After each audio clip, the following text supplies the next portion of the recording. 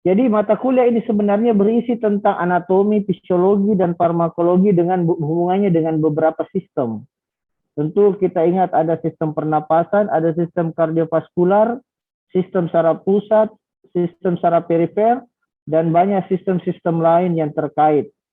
Dan tentunya bukan hanya berhubungan dengan farmakologi, tapi farmakodinamik, tapi juga mungkin nanti akan berhubungan dengan farmakokinetik, yaitu salah satunya adalah metabolisme dan ekskresi.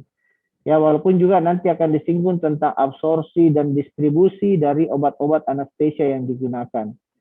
Nah, mudah-mudahan itu kalau kamu menguasai mata kuliah ini, maka kamu akan memahami betul tugasmu ya dalam memberikan anestesi dan intensif. Kenapa kalau saya memberikan obat-obatan anestesia inhalasi, mengapa terjadi penurunan kesadaran? Mengapa terjadi proses hipnotik? Mengapa kalau saya memberikan obat-obat relaksan, maka terjadilah hal-hal yang menyebabkan imobilisasi dan sebagainya. Nah, itulah yang ada dalam mata kuliah ini yang harus betul-betul kamu belajar baik-baik ya. Ini adalah dasar mata kuliah, dasar anestesi yang betul-betul kamu harus pelajari dengan baik ya. Ada beberapa hal yang akan dikaji, yaitu dasar-dasar anestesi umum, kemudian fisiologi tubuh yang berhubungan dengan anestesi umum, kemudian ada obat-obat anestesi umum yang akan dipaparkan, induksi anestesi, gas inhalasi, maupun intravena, kemudian obat-obat premedikasi, narkotik, analgetik, ya, jenis-jenis pelumpuh otot, dan beberapa obat-obat lainnya yang ada dipaparkan di dalam mata kuliah ini ya. Nah, kira-kira ini akan dipelajari mulai dari pengertian anestesi umum, fisiologi sistem saraf, kardiovaskular, respirasi, endokrin, hepar ginjal, gastrointestinal. Dan mudah-mudahan kita ada waktu untuk mid test dan lanjut obat-obat sedasi, obat induksi, jenis gas anestesi, jenis obat sedasi untuk premedikasi, obat-obat opioid dan antagonisnya, obat analgetik, obat pelumpuh otot dan reversal ya. Jadi nanti semuanya diharapkan bisa ya menyelesaikan ini ya. Evaluasinya nanti kita lihat, kalau kita sempat MCQ maka ada nilainya, kalau tidak kita langsung pada tes final ya.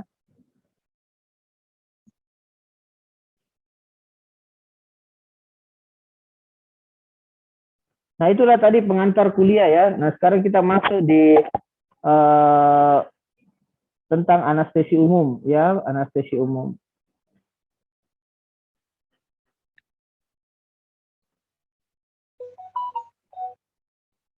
Oke. Jadi ini hanya salah satu bagian dari kuliah kita, yaitu tentang pengantar anestesi umum. Kenapa disebut pengantar? Karena ini tidak akan menjelaskan secara detail ya. Kenapa? Karena akan banyak penjelasan yang detail dari kuliah-kuliah berikutnya. Saya hanya ingin mengantarkan kamu untuk memahami apa itu anestesi umum, kemudian apa-apa proses yang terjadi pada saat pemberian anestesi umum, dan kemudian nanti kamu akan belajar secara detail hubungannya dengan proses-prosesnya ataupun hubungannya dengan sistem-sistem fisiologi yang berhubungan ya, yang terkait dengan anestesia umum ini ya. Nah, kita tahu bahwa anestesiologi itu mempunyai skop ya, skop yang tidak kecil ya. Pertama, kita harus betul-betul mampu melakukan asesmen, konsultasi, dan persiapan anestesia. Kesemuanya yang ada di sini, ya, yang saya akan sebutkan satu persatu, itu tidak akan bisa tercapai kalau kita tidak memahami fisiologi dan farmakologi. Ya, kemudian relief pain and prevention of pain. Kita tahu bahwa salah satu konten daripada anestesia itu adalah analgesia.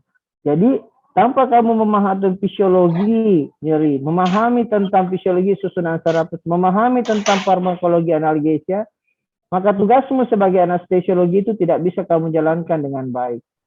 Kemudian yang kedua adalah monitoring dan maintenance fungsi-fungsi fisiologi. Kita tahu bahwa perubahan fisiologi yang terjadi akibat anestesia yang kita berikan itu tidak sederhana, kompleks, saling berhubungan, ya, sehingga multiple organ yang bisa terpengaruh. Sehingga pemahaman tentang fisiologi dari masing-masing sistem itu penting buat kita. Kemudian critical ill patient, ya, kemudian diagnosis akut cancer dan chronic related pain, hospice, dan sebagainya, dan seterusnya. Jadi kalau kita lihat ini, ya, kalau kita lihat ini sangat jelas bahwa kita memerlukan pengetahuan tentang fisiologi dan farmakologi. Nah, salah satu hal yang paling penting di dalam praktik anestesi itu adalah memberikan anestesi umum. Makanya dokter anestesi dari dulu disebut dokter bius. Ya, dokter yang menginjurkan orang, yang memberikan obat-obat bius. Pada awalnya itu adalah menjadi tugas pertama dan memang itu adalah domain utama kita, ya. Tidak bisa kita melakukan penanganan critical ill dengan baik kalau kita tidak melakukan anestesi, punya pengetahuan anestesi umum yang baik. Makanya kalau kamu lihat itu konsultan intensive care, kenapa dia lebih banyak pada anestesi? Kenapa? Karena pengetahuanmu tentang anestesi umum, segala hal yang berhubungan dengan anestesi umum itu berhubungan dengan apa yang akan kau lakukan di intensive care. Begitu pula di emergency, di pain management, dengan analgesia. Ya, jadi apapun yang kau lakukan dalam anestesi umum sebagai domain besar, itulah yang akan kamu aplikasikan pada beberapa domain-domain yang lain. Ya, nah, sehingga kamu harus betul-betul memahami anestesi umum karena dia adalah merupakan bagian dari praktis yang akan kau lakukan. Yang kedua adalah anestesi umum itu adalah tempat bagi kamu untuk mengambil nilai-nilai yang dilakukan dalam anestesi umum untuk bekerja di tempat-tempat domain yang lain. Bagaimana kita melakukan monitoring critical care? Bisa dilihat dari bagaimana kita melakukan monitoring anestesia yang baik. Ya, dan sebagainya. Ya, jadi bagaimana kita melakukan proses ventilasi yang baik? Ya, dasar utama adalah bagaimana kita memberikan ventilasi yang baik pada respirasi pasien-pasien yang teranestesia. Ya, jadi itu perlu diingat baik-baik supaya kamu tahu bahwa melakukan anestesi umum dengan baik itu adalah cikal bakal kamu bisa melakukan praktek pada modalitas atau domain-domain anestesi yang lain. Nah, ini adalah sejarah anestesi yang panjang, ya. Sudah sekitar berapa tahun ini? 2000, 1500, ya, 150, 170. Sekitar 170 tahun, ya. Ya, pertama-tama inhalasi ether, ya, William Morton. Kemudian kita mengenal kloroform, ada kokain yang pertama di Kohler, kemudian tahun 1998 ada anestesi spinal, kemudian dikenal juga epidural. Ya, nah, abad ke-20 lah sebenarnya cikal bakal perkembangan sejarah anestesia karena banyak sekali yang ditemukan di anestesia, obat-obatan atau yang banyak digunakan di anestesia. Nah, kalau kita melakukan prosedur anestesia, secara garis besar kita akan melakukan 3 hal. Pertama, apakah kita akan melakukan general anestesia atau anestesia umum, atau apakah kita melakukan anestesia regional, ataukah kita melakukan apa yang disebut sebagai monitoring anesthesia care. Jadi segala bentuk anestesia itu ada semua di sini. Walaupun nanti anestesia umum itu ada menggunakan intravena, ada menggunakan inhalasi, ada menggunakan total intravenous anesthesia, ya. Nah, itu disebut sebagai general anesthesia. Regional anesthesia bisa terbagi neuroaksial atau blok-blok saraf perifer, ya. Kemudian monitoring anesthesia care, ya. Ya, jadi ada 3 bagian utama dalam prosedur anestesia. Sekarang kita masuk di anestesi umum. Dalam suatu proses pembedahan, jelas sekali bahwa pembedahan itu akan mengakibatkan 2 hal, yaitu kerusakan jaringan dan proses inflamasi. Segera setelah pembedahan, 2 proses itu terjadi. Dan 2 proses itu adalah merupakan hal-hal yang menyebabkan terjadinya rangsangan yang cukup painful stimulation. Ya. Jadi sumber rangsangan nyeri itu dimulai segera setelah pembedahan dilakukan. Ya. Bahkan ada yang mengatakan nyeri yang paling sakit itu sebenarnya adalah nyeri pada saat incisional pain pertama. Kenapa? Dari tidak adanya rangsang menjadi adanya rangsang. Nah, painful stimulation itu akan menyebabkan banyak hal-hal yang terjadi, ya. Itu akan menyebabkan peningkatan sympathetic tone, sympathetic response, itu akan menyebabkan nyeri dan sebagainya, nyeri sehingga, ya. Dan apa yang dilakukan general anesthesia itu adalah bagaimana dia memblok, ya, bagaimana memblok nyeri itu, bagaimana memblok kesadaran atas adanya rangsangan yang menyakitkan itu lewat pemberian obat-obat general anestetik. Ya, kenapa itu menjadi penting? Ya, karena ada beberapa hal yang sangat dipentingkan dalam anestesi umum. Yang pertama adalah mengenai kesadaran, awareness. Ya, kalau orang anestesi umum hati-hati karena bisa saja dia awareness, ya. Dia bisa saja awareness sementara, ya, dia mengalami pembedahan. Kadang-kala kita bisa menghadapi hal-hal seperti itu. Yang kedua adalah movement, adalah pergerakan. Suatu anestesi umum yang ideal adalah bagaimana tidak terjadi pergerakan yang cukup banyak pada, siapa ini menulis ya?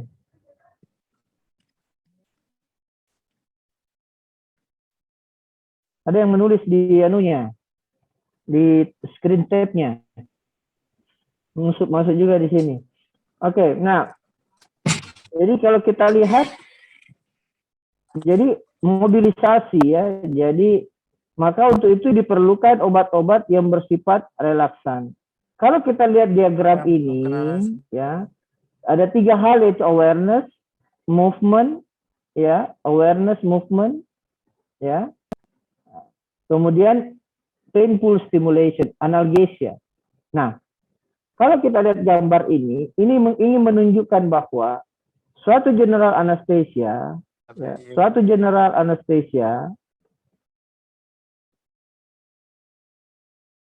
general anesthesia sebenarnya agak sulit untuk, ya, memenuhi semuanya ini.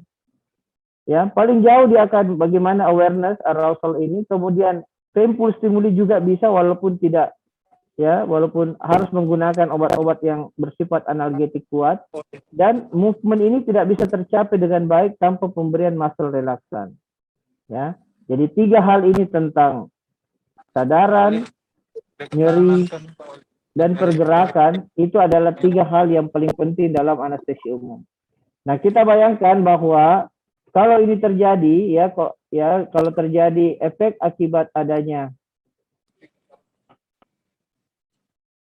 yang terjadi akibat inadequate anesthesia yang kita berikan itu akan mempengaruhi banyak hal, ya, terutama pada aktivitas simpatis. Kita tahu bahwa aktivitas simpatik itu akan menyebabkan terjadinya suatu respon yang besar yang bisa merugikan pada organ-organ seperti kardiovaskular, ya, maupun pada sistem saraf pusat akibat terjadinya suatu overactivity simpatik, ya, pada pasien yang tidak mendapatkan analgesia yang adekuat, ya, dan anestesia yang adekuat.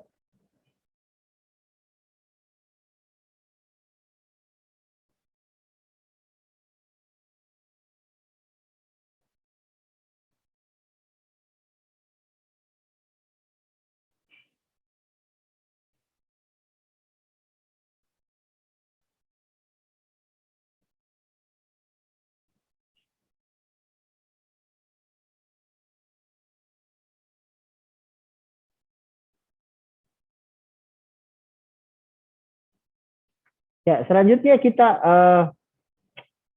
apa ini?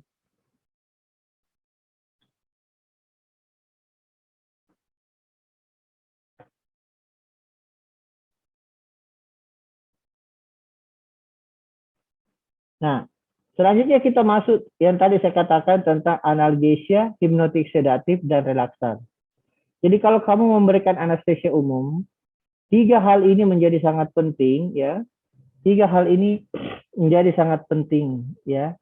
Pertama adalah memberikan analgesia yang baik, memberikan hipnotik sedatif yang baik, dan memberikan relaksan yang cukup kuat. Jadi kalau kamu melakukan anestesi umum, ya, terutama yang baru, 3 hal ini yang harus kau perhatikan. Walaupun ini disebut konvensional anestesi, ya, Tapi inilah prinsip dasar yang paling penting bagi kamu pahami. Tidak ada anestesi umum yang baik tanpa analgesia yang baik. Tapi analgesia yang baik itu tidak bisa tercapai juga dengan baik kalau kita tidak memanfaatkan hipnotik sedatif maupun relaksan dengan baik. Jadi ini sebenarnya tiga hal yang saling berhubungan, di mana kita harus ya pandai-pandai mengatur dan menyeimbangkan ketiga hal ini. Tentu bukan hanya berhubungan dengan teknik anestesia yang kita berikan, tapi juga berhubungan dengan kondisi pasien. Pembedahan yang akan dihadapi. Maka kalau kamu melapor pasien, ada tiga hal yang perlu kau perhatikan ketika akan memutuskan suatu tindakan anestesia. Yang pertama adalah medical problem, komorbiditas atau medical problem yang ada pada pasien. Yang kemudian adalah surgical problem, masalah bedah yang bisa akan dihadapi pasien ini. Apa masalah potensial yang akan dihadapi, jenis pembedahannya. Apa yang akan terjadi dengan pembedahan itu? Apakah ada kemungkinan perdarahan dan sebagainya dan sebagainya. Itu adalah surgical problem. Nah, yang ketiga adalah anesthetic problem. Itulah pilihan kita. Tiga hal yang harus kita pikirkan dan pertimbangkan di dalam memutuskan suatu anestesia yang kita berikan. Nah, kita kembali pada analgesia, hipnotik sedatif, dan relaksan. Tiga hal inilah yang akan kamu pelajari dalam general anesthesia, karena tidak ada general anesthesia yang baik tanpa tiga hal ini, ya. Nah, kemudian banyak sekarang berkembang beberapa konsep, baik itu fast track surgery, ERAS konsep, ya, enhanced recovery after surgery, ya, one day care, one day surgery. Nah, ada yang sekarang disebut yang dari dulu kita lakukan adalah opioid based anesthesia. Artinya anestesia yang kita berikan ini sebenarnya adalah bagaimana memberikan analgesia pada pasien sehingga dia tidak nyeri waktu dioperasi. Seandainya ada obat analgesia yang bisa memberikan analgesia yang kuat pada saat operasi tanpa dia menghilangkan kesadarannya atau tidak melewati dosis yang toksik atau letal, maka sebenarnya seandainya ada obat analgesia seperti itu kita berikan, pasien tetap sadar dan dia dioperasi, harus kita akan mau melakukan seperti itu. Tapi sampai saat ini tidak ada seperti itu. Karena dosis nanti kamu pelajari bahwa dosis yang kita butuhkan untuk obat analgesia itu ternyata ya itu sudah cukup dekat juga dengan efek-efek yang kita tidak inginkan, baik itu sedatif hipnotik maupun depresi dari sistem pernapasan maupun sistem saraf pusat. Sehingga kita memerlukan tambahan obat-obat yang lain yang sifatnya hipnotik sedatif dan relaksan. Sehingga disebut sebagai opioid based anesthesia. Bahwa sebenarnya anestesia yang kita lakukan ini adalah berdasar dengan penggunaan opioid. Kemudian ditambahkan dengan beberapa obat-obat ya untuk mengoptimalkan dalam rangka kerja sinergi antara hipnotik sedatif, relaksan, dan analgesia. Nah, sekarang kita lihat tentang kesadaran. Ya. Nah, kita mulai masuk bagaimana central nervous, bagaimana susunan saraf pusat kita itu berhubungan dengan kesadaran. Kamu nanti baca dengan baik-baik apa yang dimaksud dengan consciousness, kesadaran. Jadi secara garis besar kesadaran itu adalah bagaimana kita mempersepsikan dengan baik kualitas yang baik tentang adanya suatu rangsangan yang terjadi pada tubuh kita. Sebenarnya itulah disebut sebagai kesadaran, ya. Jadi kamu nanti akan baca bahwa kesadaran itu adalah merupakan suatu persepsi kita. Jadi kalau kita umpamanya ditusuk jarum, maka kesadaran kita adalah bahwa kita tertusuk jarum di daerah mana yang menyebabkan apa, itulah disebut sebagai suatu kesadaran. Begitu pula dengan pembedahan. Jadi kesadaran itu nanti ya, kesadaran itu akan membawa konsekuensi yang kurang baik ketika dia mengalami ya karena semua yang kita sadari itu akan membangun memori ya. Semua yang kita sadari ini akan membangun memori, dan memori yang dihasilkan akibat inadequate anesthesia itu adalah hal yang sangat merugikan bagi pasien. Sehingga kesadaran ini menjadi sangat penting ya. Kalau kamu nonton Nanti kamu coba nonton film, ada satu film barat itu, apa judulnya ya? Siapa yang pernah ingat itu film? Awakening ya. Jadi cerita tentang seorang pasien yang dioperasi dan dokter bedahnya dan anestesi berbicara dengan rahasia-rahasia, dan ternyata pada saat itu pasiennya sementara masih sadar. Walaupun dia tidak bisa bergerak, tapi dia tidak nyeri, tapi dia sadar. Dan itu bisa terjadi kalau kamu memahami tadi 3 konsep itu. Jadi ada analgesia, relaksan, dan hipnotik sedatif. Jadi dia tidak sakit, tapi dia tidak bisa bergerak, tapi dia bisa awaken, dia bisa dia bisa menangkap hasil pembicaraan itu. Nah, itu bisa saja terjadi. Kenapa? Karena kesadarannya tidak terlalu ditekan pada saat itu.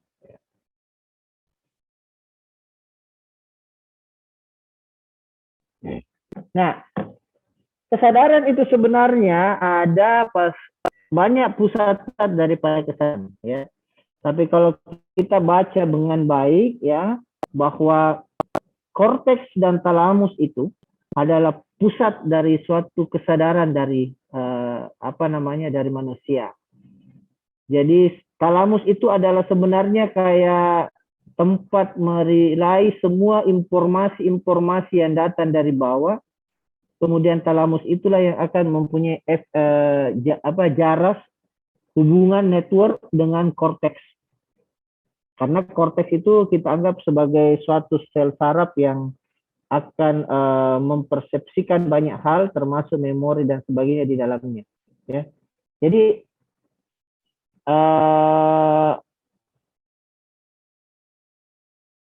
talamokortikal ataupun sebaliknya, korteks ke talamus, keseimbangan itulah yang akan menyebabkan orang itu dikatakan sadar atau tidak sadar.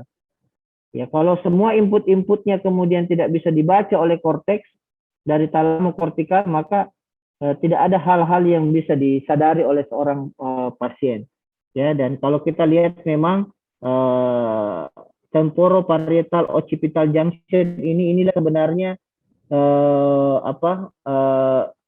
inilah tempat di mana pertemuan antara lobus parietal, occipital dan temporal itulah yang akan banyak berhubungan ya dengan talamus ya, yang berhubungan dengan kesadaran ya. Jadi pada dasarnya tubuh kita itu memiliki apa yang disebut sebagai GABA. GABA itu mempunyai sifat inhibisi.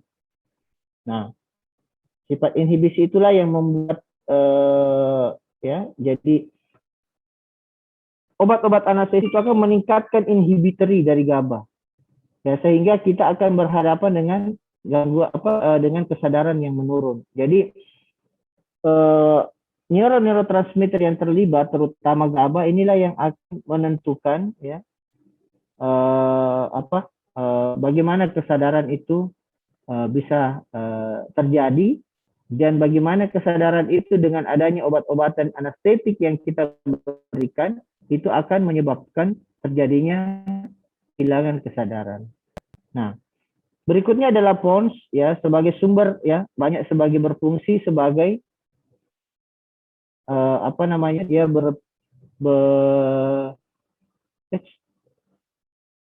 ini kelihatan ya apa berubah? Nah, ya kalau kita lihat ya, jadi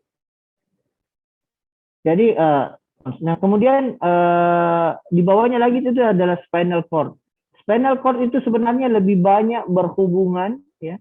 Spinal cord itu lebih banyak berhubungan dengan mobilitas kita ya. Jadi respon-respon kita dalam pergerakan dan sebagainya itu sebenarnya lahir di medulla spinalis ya, spinal cord. Jadi korteks, talamus ya, pons ya, medulla akhirnya masuk ke medulla spinalis ya.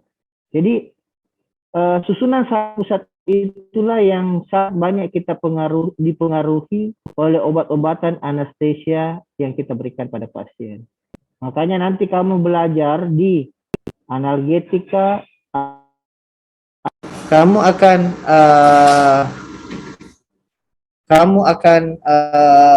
banyak mendapatkan ya, kedengaran suara saya ini? Iya dok, kedengaran dok. Kedengaran dok, jelas dok. Kenapa lebih jelas?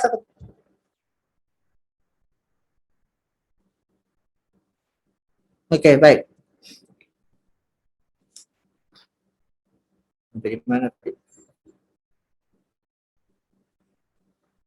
Ya, kalau kita pelajari obat-obatan nanti anestesi, pokoknya kita akan mempelajari beberapa obat. Itu sebenarnya bukan bekerja di daerah susunan saraf seperti daerah korteks dan talamus, tapi juga banyak bekerja pada daerah-daerah seperti pons, kemudian medula oblongata, dan seperti obat-obat analgetik opioid juga bekerja di medula spinalis. Jadi,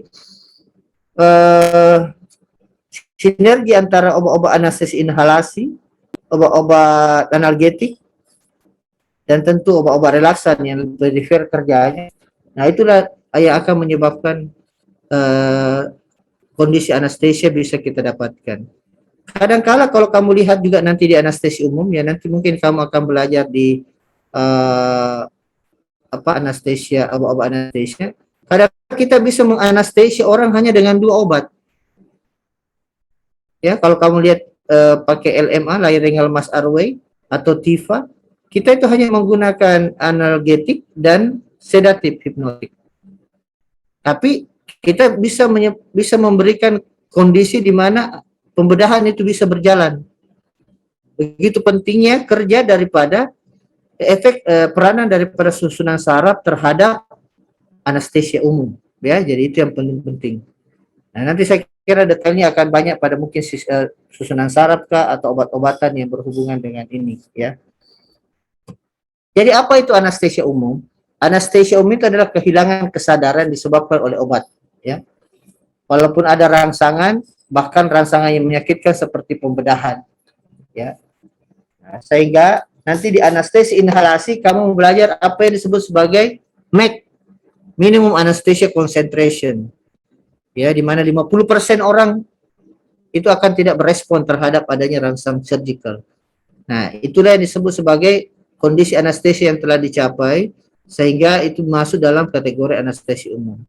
Dan anestesi umum dilakukan dengan memberikan kombinasi obat-obatan, baik itu hipnotik, analgetik, dan neuromuskular, penghambat neuromuskular, ya. Jadi neuromuskular block NMB, ya.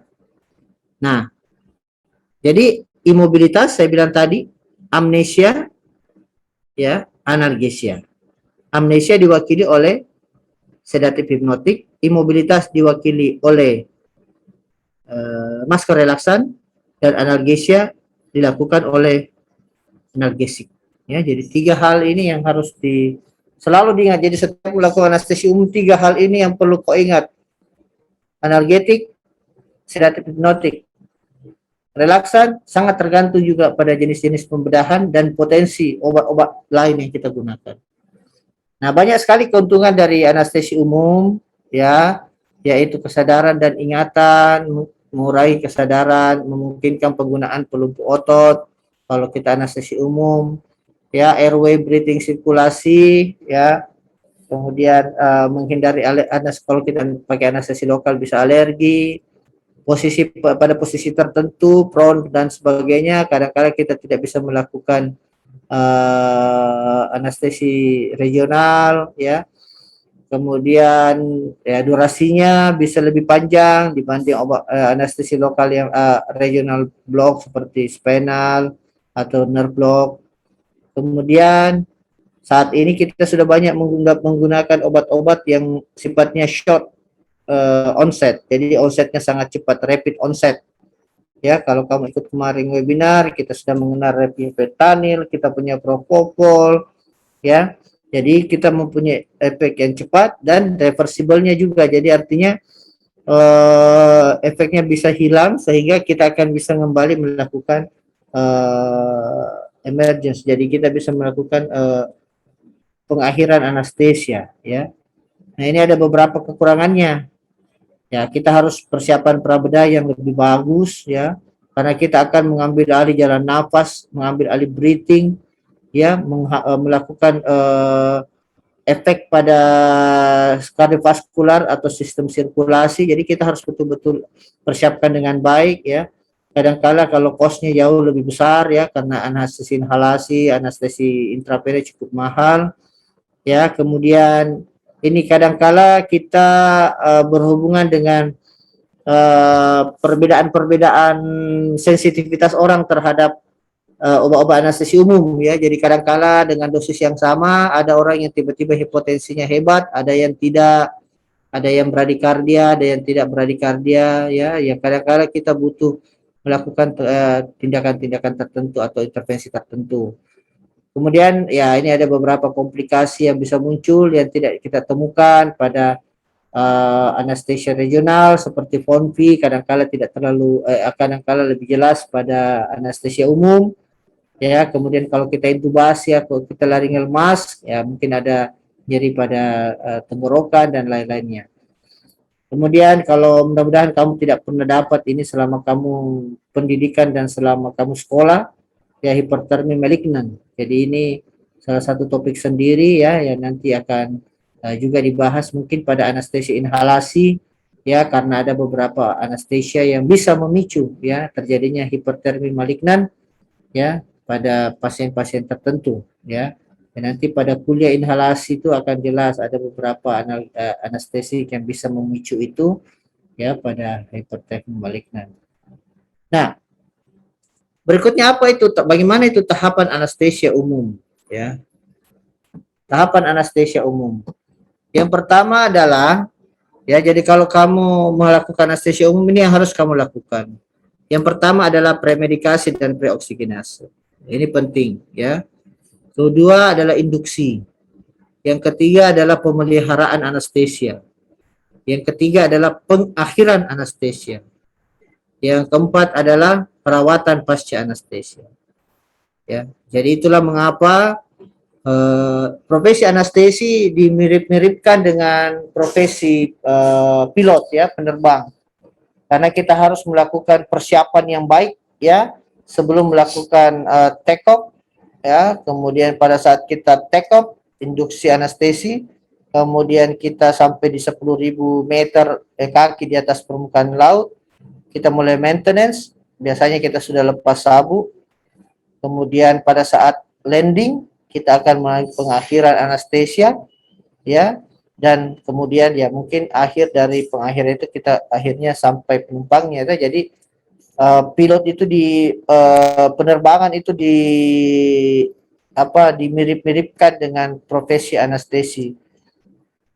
Nah, kalau kamu pernah naik pesawat, kalau kamu lihat, kalau pesawatnya itu naik dengan ya, waktu pesawatnya naik itu take off, terus sudah bergetarnya luar biasa, maka biasanya kita sebagai penumpang itu sepanjang waktu akan mulai was-was ya.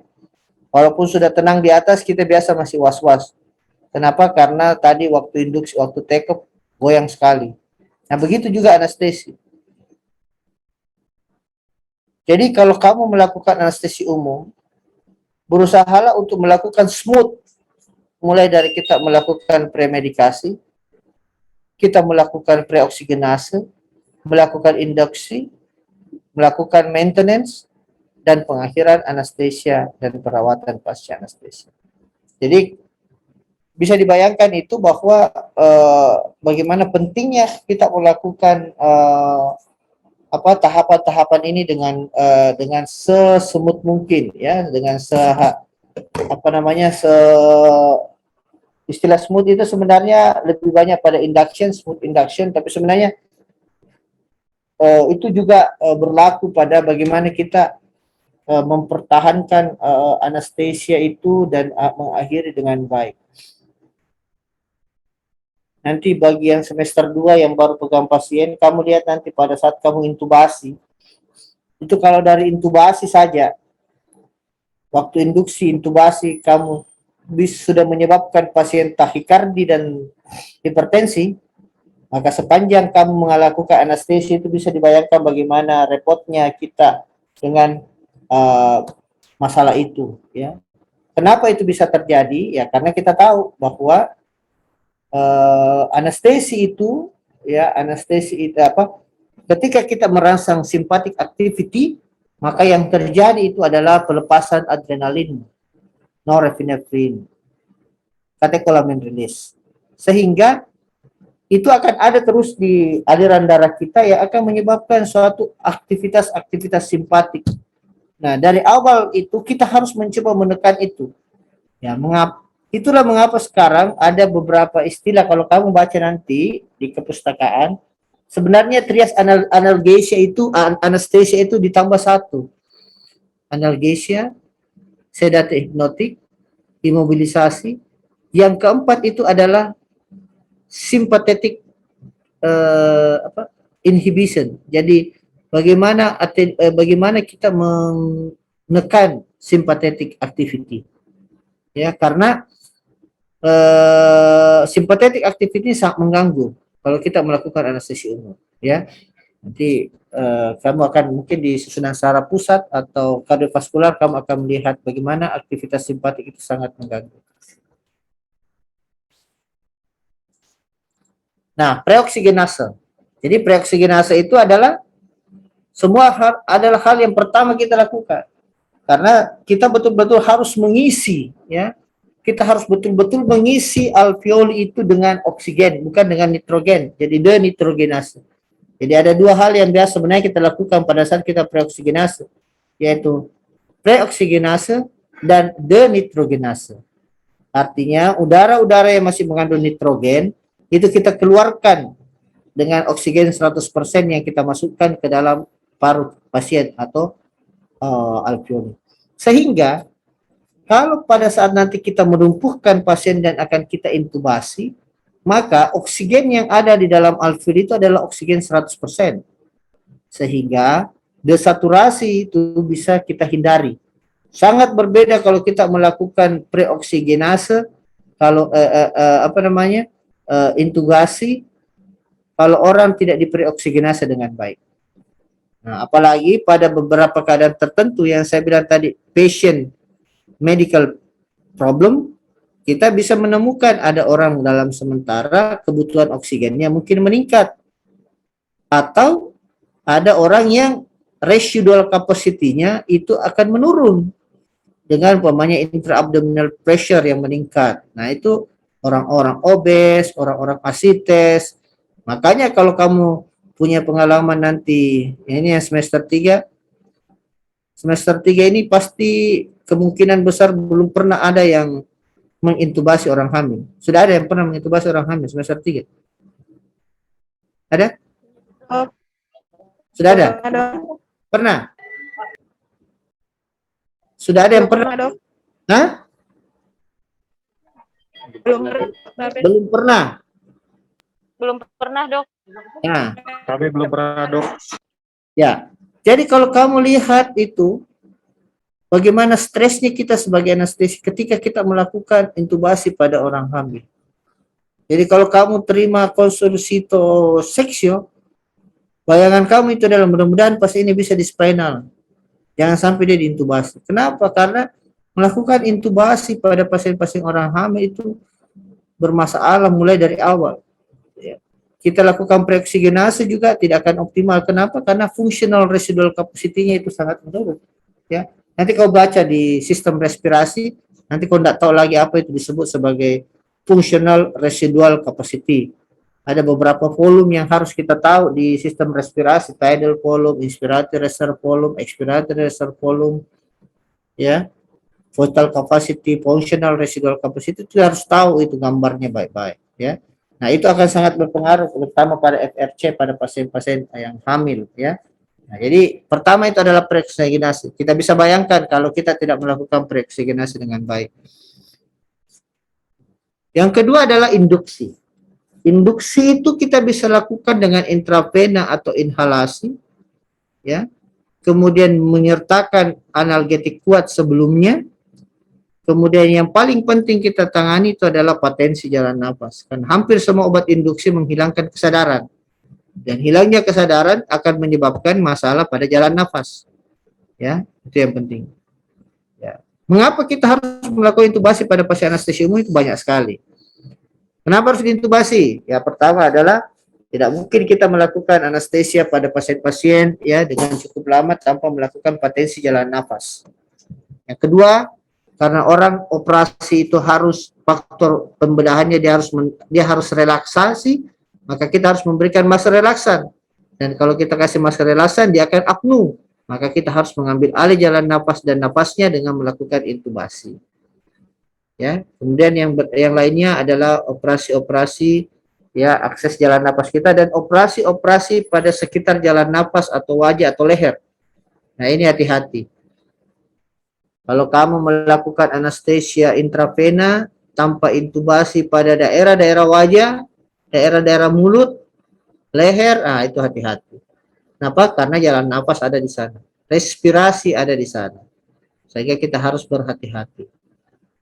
Yang berikutnya adalah ya itu tadi. Kalau intubasi, operasinya bisa lebih lama. Ya, jadi anestesinya bisa mengcover lebih lama dibanding obat-obat teknik anestesia regional. Nah, saya kira ini nanti akan kamu banyak pelajari juga tentang intervensi jalan nafas ya. Kita bisa melakukan intubasi, laryngeal mask airway dan sebagainya ya. Nah, ini adalah hal-hal yang perlu disiapkan ya di semester 1, semester 2 harus selalu ingat ya bagaimana kita punya oksigen source-nya, bagaimana back mask ventilation kita, laryngoskop kita sudah oke atau tidak, yang kadang-kala kau sebut sebagai statik ya, statik plus monitoring istilahnya sebenarnya ya, jadi statik dan monitoring. Jadi bukan scope-nya, tube-nya, airway dan sebagainya saja, tape-nya, introducer, tapi monitoringnya. Tidak pernah ada orang melakukan pembedahan anestesia tanpa mempunyai monitoring yang baik, ya itu yang penting. Berikutnya dengan intravena, tidak pernah ada orang dibius dalam keadaan impulsnya macet. Bayangkan kalau kamu sudah bius, terus impulsnya macet, kamu mengalami kegawat daruratan, nah itu tidak bisa. Jadi monitoring dan akses intravena itu penting. Berikutnya adalah rumatan, maintenance anesthesia. Ya, kalau pilotnya biasanya dia sudah bisa pergi makan, minum, cerita-cerita kalau dia sudah jalan. Ya. Anestesi juga begitu.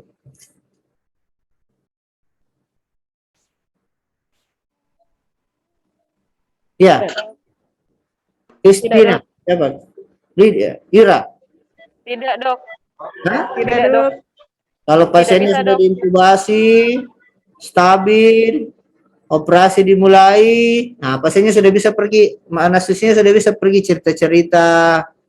Nah, tidak toh? Ya, tidak, Dok. Tidak, Dok. Nah, itulah bedanya antara pesawat dengan manusia. Ya. Pesawat itu faktor eksternal paling kalau terjadi umpamanya ada eksternal, umpamanya angin atau apa ya itu pun bisa diprediksi oleh pesawat. Kalau manusia tidak ada yang bisa prediksi. Bisa saja dengan anestesi itu dia mengalami masalah. Ya, dia bisa mengalami kardiak supresan. Dia bisa mengalami hal-hal yang lain dan sebagainya. Sehingga walaupun dianggap paling stabil dari seluruh tahapan anestesia, tapi sebenarnya inilah saat di mana kita tetap melakukan ya monitoring. Kenapa ini penting? Karena jangan sampai kamu mengatakan bahwa kalau dia sudah aman dari awal, maka dia akan ikut terus-menerus sampai akhir. Ternyata kan jawabannya tidak. Itulah mengapa kalau kamu nanti melakukan anestesi umum, coba kamu lihat itu, makanya kau disuruh buat status anestesia. Kamu bisa melihat itu, kamu bisa melihat manipulasi-manipulasi dari ahli bedah. Ya, jadi kalau kamu anestesi umum orang, kamu lihat namanya di digestif. Beda itu mulai dari incisional. Nah, di situ sudah mulai ada rangsang. Terus dia masuk ke subkutis, masuk ke otot. masuk ke fascia, akhirnya dia masuk ke otot, kemudian akhirnya dia masuk ke peritoneum. Segera setelah dia masuk peritoneum, dia melakukan incisional peritoneum, ada rangsang yang berbeda lagi. Tadi itu somatik, kemudian masuk ke visceral, regangan, dan sebagainya. Lain lagi itu kebutuhan anestesia dan analgesianya. Kemudian dia tarik lagi usus, lain lagi itu. Kemudian dia bakar lagi atau dia potong lagi, nah, lain lagi. Begitu pula dengan ortopedi, dia lakukan bor, dia lakukan dan sebagainya lainnya. Manipulasi-manipulasi itu berbeda kebutuhan anestesinya. Ya, jadi itulah mengapa kita harus melakukan monitoring kedalaman anestesia dengan baik. Ya, belum lagi kalau kita akan berhadapan dengan ya, ada obat-obat anestesi, inhalasi atau analgesia. Kalau kita sudah gunakan dalam beberapa waktu, setengah jam, 1 jam, 2 jam, maka dia akan mempunyai efek vasodilatasi yang lebih besar. Dia akan menyebabkan terjadinya hipotensi yang hebat. Ya. Belum lagi masalah-masalah yang lain, perdarahan yang aktif, suhu akan menyebabkan terjadinya koagulopati yang harus kita monitoring. Jadi walaupun dikatakan rumatan anestesi ini, maintenance anestesi adalah paling stabil, tapi sebenarnya hal-hal ini harus kita hati-hati di kondisi seperti ini.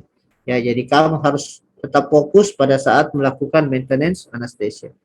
Masih banyak saya lihat kalau sudah jalan operator ya sudah buka ya HP ya.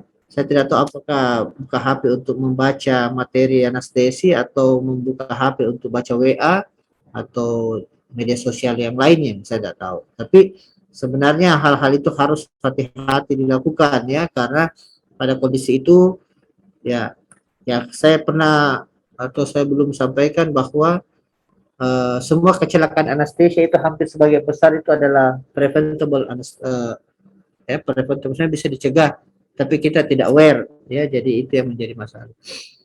Oke. Saya kira ini monitoring saja ya. Kalau kamu lihat ada beberapa yang saya lihat caranya kalau mau induksi itu, kalau mau pakai masker, kasih masker pasiennya ya sentuh-sentuh dia punya refleks bulu mata ya. Sebenarnya autonomic respon kita bisa kita nilai itu dari beberapa. Kalau nadinya juga tensinya sudah turun, nadinya sudah turun ya. Nah, kemudian ya, nah, jadi banyak respon-respon yang bisa kita lihat ya. Kalau kita lihat miosis ya, biasanya sudah semakin dalam ya.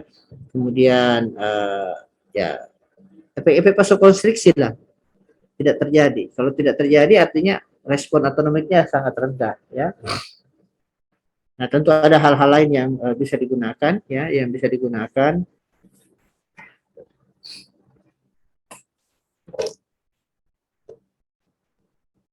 Oke, pemilihan anestesia itu bisa dilakukan dengan banyak ya, dengan beberapa prinsip ya. Yang pertama adalah kalau kita menggunakan anestesi inhalasi, biasanya kita agak lebih mudah mentitrasinya ya. Kemudian biasanya kamu pelajari nanti bahwa anestesi inhalasi itu mempunyai nilai analgesik yang lebih besar dibanding intravena. Terutama pada propofol yang relatif kecil efek analgetiknya. Kemudian anestesi inhalasi itu kalau sudah mencapai max juga, itu akan memberi relaksasi yang cukup. Jadi kadang-kadang kita tidak memerlukan dosis relaksan yang cukup besar. Ya. Nah, cuma memang kalau kita pakai inhalasi ada beberapa resiko tadi yang saya katakan ya. Banyak. Nah, ini tadi banyak faktor yang mempengaruhi kecepatan kerja anestesi inhalasi. Ya, mungkin nanti akan dijelaskan lebih banyak pada obat-obat anestesi inhalasi ya.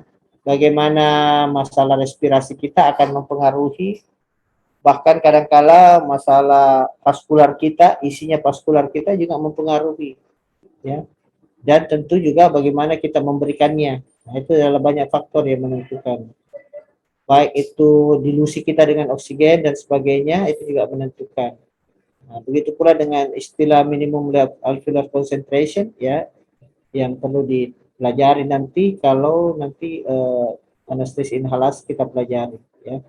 Nah, beberapa obat-obat anestesi inhalasi itu sangat berbeda, dia punya minimum alveolar concentration ya, karena berhubungan dengan sifat-sifat lipofilik dan sebagainya, di mana ada beberapa yang memerlukan MAC konsentrasi yang tinggi untuk memberikan efek, ada juga yang tidak terlalu tinggi ya.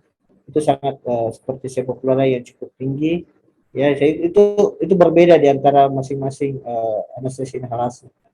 Nah, inilah yang perlu nanti kamu pelajari dalam konteks anestesi umum ya. Nah, kalau intravena nanti tentu berbeda dengan yang tadi ya, karena dia tidak melewati respirasi ya, kita bisa menggunakannya untuk apa namanya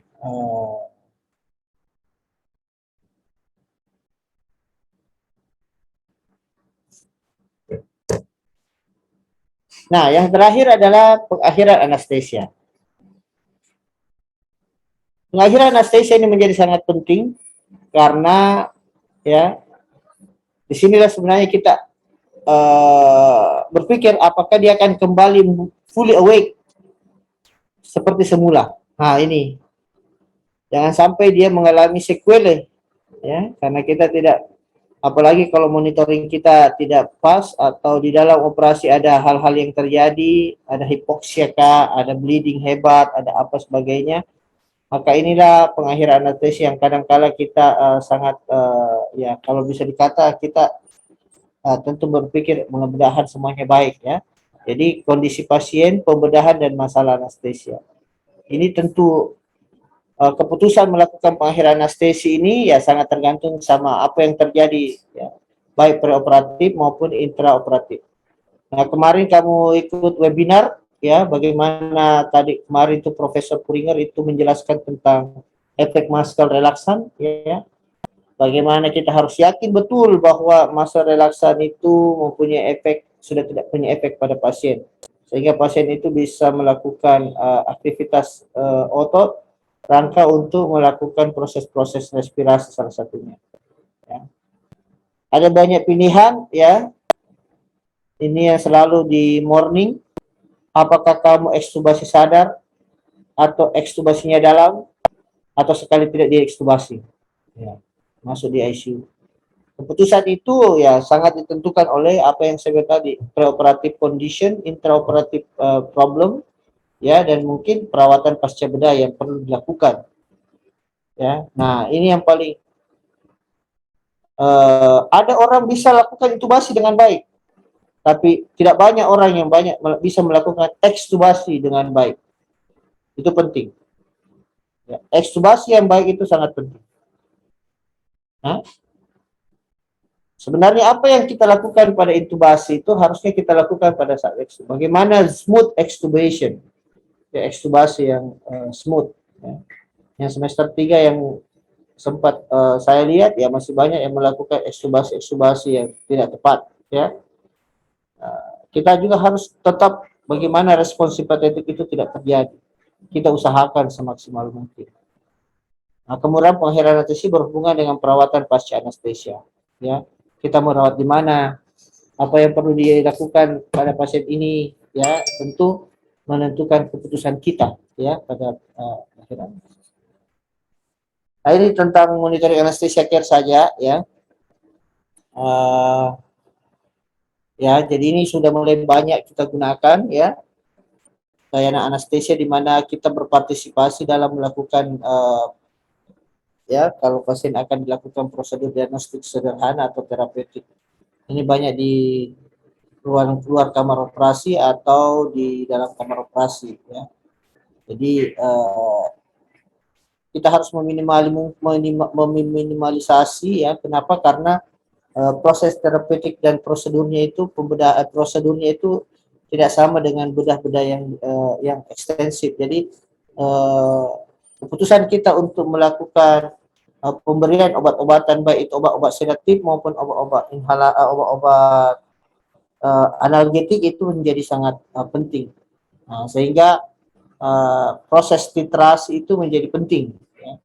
Karena jangan sampai kita justru menyebabkan over ya, jadi anestesia yang kita berikan terlalu berlebih dibanding kebutuhan ya, karena kadang-kala beberapa pasien hanya membutuhkan sedatif atau membutuhkan analgesik yang tidak terlalu tinggi untuk mencapai kebutuhan prosedur ya, prosedur yang diberikan. Nah, ini kalau kita lihat kedalaman sedasi bisa kita nilai ya, kita bisa nilai secara umumnya. Jadi kalau kita sampai ke anestesi umum ya tidak ada respon meskipun dengan nyeri. Jadi kalau kita mau melihat mencapai anestesi umum, tapi kalau kita hanya ingin ansiolisis, ya kita hanya sampai di sini, dipanggil bangun. Tapi ada juga yang kalau sudah perlu sedasi sadar, sedasi yang sadar ya harus verbal atau tak disentuh baru. Ini penting bagi kita untuk melihat bahwa seberapa besar kebutuhan sedasi itu dengan adanya kemungkinan adanya masalah jalan nafas, ya, adanya masalah jalan nafas. Ya. Jadi kalau semakin dalam sedasi, maka intervensi jalan nafas mungkin akan kita perlukan. Karena sedasi yang dalam akan menyebabkan bukan hanya patensi jalan nafas, tapi mungkin ventilasinya yang tidak adekuat. Nanti kamu belajar di fisiologi respirasi, respirasi bukan hanya berhubungan dengan ventilasi, ya, bukan berhubungan dengan airway saja, tapi berhubungan juga dengan ventilasi. Nah, bayangkan kalau sedasi dalam itu airway-nya bisa tidak paten, dan kemudian ventilasinya juga bisa mengalami penurunan yang tidak adekuat. Nah, yang terakhir kardiovaskular. Semakin dalam sedasi ya kita akan berhadapan dengan semakin dalamnya efek pada fungsi kardiovaskular. Ya, saya kira itu mungkin ya. Jadi kesimpulannya yang pertama ingat dalam trias anestesia ada consciousness anesthesia, yang kedua adalah analgesia, dan yang ketiga adalah relaksan. Ya, jadi 3 hal ini yang harus kita perhatikan di dalam di dalam anestesia umum.